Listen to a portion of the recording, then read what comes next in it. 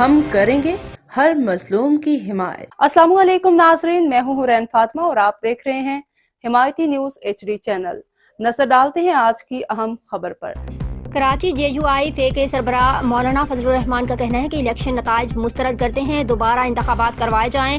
کراچی میں جلسے سے خطاب کرتے ہوئے JUI فے کے سربراہ مولانا فضل الرحمان نے کہا کہ عوامی سمندر میدان میں آ چکا ہے، سندھ اسمبلی ایوان صدر فروخت کیے گئے، ملک کو ٹھیک کرو، دوبارہ الیکشن کراؤ۔ انہوں نے کہا کہ ہمیں اسرائیل کی مخالفت اور حماس کی حمایت کی سزا ملی، ہمیں پاک افغان تعلقات بہتر کرنے کی کوشش کی سزا ملی۔